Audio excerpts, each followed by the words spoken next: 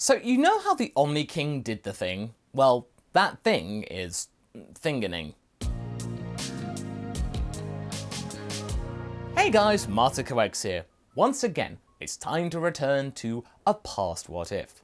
Although ironically, it's set originally in the future. Gohan, one of the most confusing major characters of Dragon Ball, had one scenario where he was categorically the top banana, and that was in the future, where androids 17 and 18 got to rule the roost. Despite all the recent ambiguity about what the writing staff actually want to do with the character, well, none of that chicanery happened here in the Trunks special. Today, we wish to focus on the future Gohan that we all admired back in the day, and pose the question about, what might have happened had he gotten the chance to lead the charge against the androids and ultimately best them. Which then makes us think, what if future Gohan survived? In short, everything would be mostly okay, and Trunks would be actually shoved to the sidelines, to the background, since his master is around now and running the show.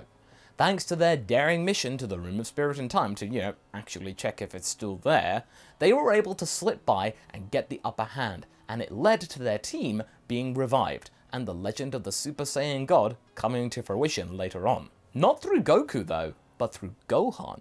Now granted, Gohan isn't entirely in one piece, choosing to mostly live with a robotic arm, courtesy of Capsule Corp. But he has managed to bring peace back to the Earth of the future. In the last part, Gohan had grown tired of his robotic appendage after becoming lumbered with a weight after Sorbet had sneakily blasted it with his laser attack in the Resurrection F arc, which in the original story took out Goku entirely, but instead left Gohan wanting his old arm back. And now with the Dragon Balls about to become active once more, he is more than able to do that, and so makes it his goal that the next time Shenron is able to be summoned, he will wish for his arm back. But there is still of course the matter of the Universe 6 tournament to deal with. And unfortunately for everyone present, nobody could use Kaio-ken Blue, so that was a major crux. The only person who knew Kaio-ken had already been ousted by Frost, and this led to Universe 7 losing the tournament, and then Universe 6 about to gain Universe 7's Earth. That is until Zeno shows up! In our last outing, we had a poll, and I asked you all what happens next. A very simple question. Does Zeno show up like before, or does he not? Or does Beerus just ignore the rules? Well, it was pretty conclusive, with 2/3 of you electing for Zeno to appear, and make himself present so much that the tournament is pushed out of everybody's mind. And so, our story continues. With Champa lording it over Beerus, having had his challengers best his brothers, he is about to tuck in to some delicious Earthling action, since his one had scorched itself out of existence. But then something happened, which threw everything out of the window, as Trunks once said back in the dub days.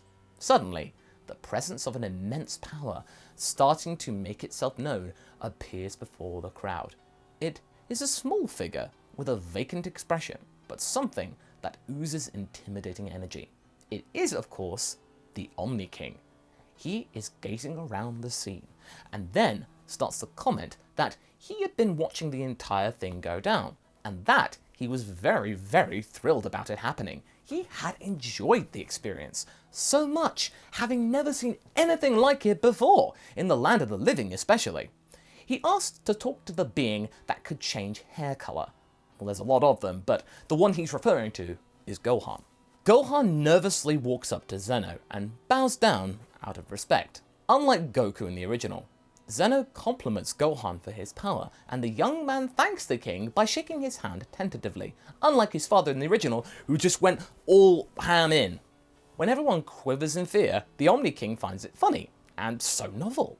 He'd never had this happen to him before, and he enjoyed it, saying that he wanted to see more fighting in the future, to which Gohan promises to train hard should that ever arise. It's probably best to appease the guy who runs the whole shebang. Plucking up the courage to speak, Champa requests that the Omni King allow for the transfer for Earth to take place as planned, which the diminutive figure looks stern at. No, I don't like that. Sorry? Great King, Your Highness, to what might you mean? Zeno doesn't blink, nor does he show any kind of emotion at all. I don't like that. I get to say where things go. You don't. That's not your job. Champa doesn't know what to say. Bardos is quite taken aback at the scene, but then is secretly loving the fact that she gets to see her master get taken down a peg or two. He needs more of that. Beerus is looking just as stunned, but then blurts out, "Ha ha! Eat that, brother! You don't get my planet! Serves you right!" But then Zeno turns to Beerus and says, I may just erase it entirely. You talk too much. Beerus immediately shuts up. The Earthlings are so confused as to what's going on, with Goku whispering to Shin, to whom has little idea himself. As far as he can tell, this might be the legendary ruler of the entire Omniverse, but he's never seen him before in the flesh since he became the Supreme Kai. In this realm, there was no Elder Kai, remember, to help provide the adequate amount of exposition, so most of this is based on guesswork, which is ultimately correct, and so the humans are still a little bit left in the dark. Zeno turns back to Gohan and promises that if he ever decides to have a tournament, he will let Gohan know, and even let him come visit his place. And with that, the Omni King departs, leaving the Kais and GODs rather flustered, but recomposing themselves to as before.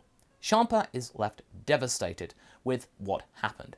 Now with the little king out of the picture, his angry streak returns, it resurfaces, and he cannot believe that even though he won this stupid tournament, he can't wish the Earth back to his realm. But would Zeno ever know? He could do it on the sly. Bardos immediately senses this thought. I wouldn't do that, Master. I'm sure you like living, and sampling the godly fridge. At this, Champa is too scared to retort, and instead slinks away, leaving the balls' whereabouts a complete mystery. Now we know that the planets around the arena are the balls, including the unknown planet itself, but nobody other than Champa does. Beerus counts his lucky stars, and the gang return home, with Gohan taking in the fact that he had met the man upstairs.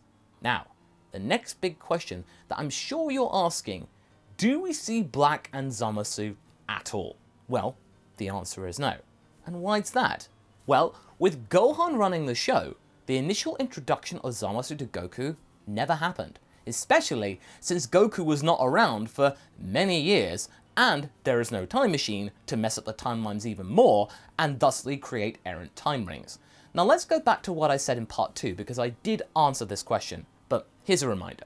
The catalyst for all of the terror that Goku Black brought forth with his Zero Mortal plan had something to do with Goku showing up in Universe 10, and besting him, a Kai in training, a heavenly being of all things. This sparked the plan, and ultimately led to Trunks' reality being erased by an ever-impulsive Zeno. Goku was the cause of this, as was Trunks. Trunks' meddling with time travel caused instability and another thorn in Zamasu's side, in that mortals were tampering with time where they shouldn't.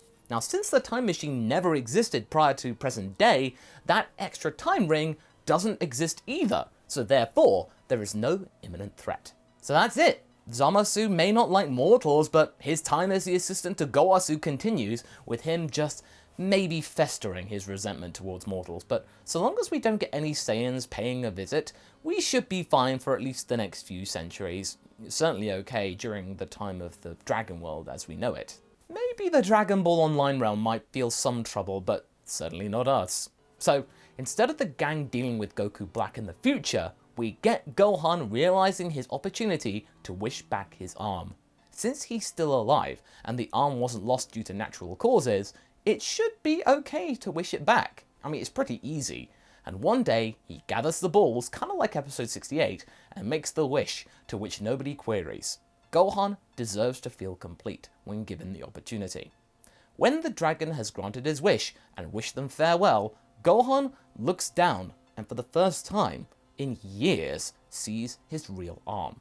Okay, it's not his original arm, but it's a human one, and it looks like the other one, instead of a cybernetic one. A pregnant Bulma, who is carrying Bra, so you know, congratulates Gohan for getting his arm back, with Gohan then picking up his old robotic arm and commenting, "Well, I think this belongs to you now." Bulma looks to the now redundant arm and has an idea about what she could do with it and where it might go. Eventually, the arm is presented to West City's museum, and it is placed in a special exhibit which heralds Earth's greatest hero, Gohan. Trunks is so proud of his master, and with peace finally settling on Earth, the planet can now relax for a little bit. That is until one certain character decides to overstep his boundaries. One day, as the gang are casually training on Beerus's planet, Goku remembers something that the Omni King had talked to Gohan about during the Universe 6 tournament.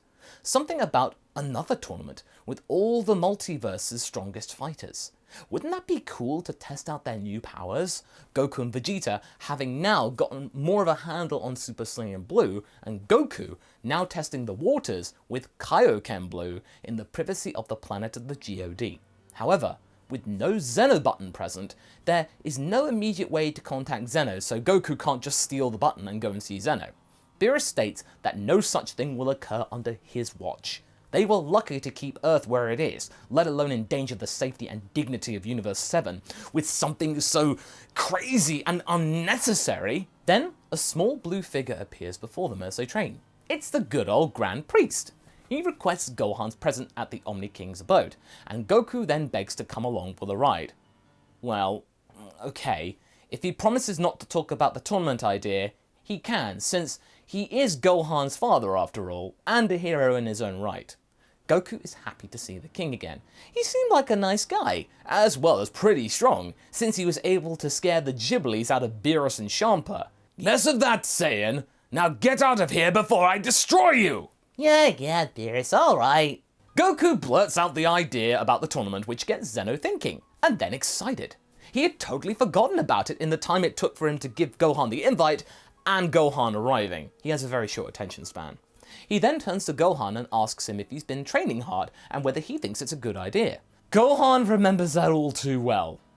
Yeah, I train hard, my king. Good. I'll have my streamers announce it soon. Good idea, Gohan.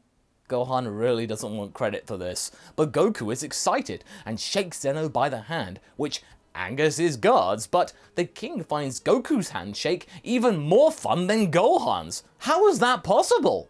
As they leave, Gohan is very despaired at his father. I asked you not to mention it to Zeno. Now who knows what will happen? A tournament, that's all. We've had plenty of those, son.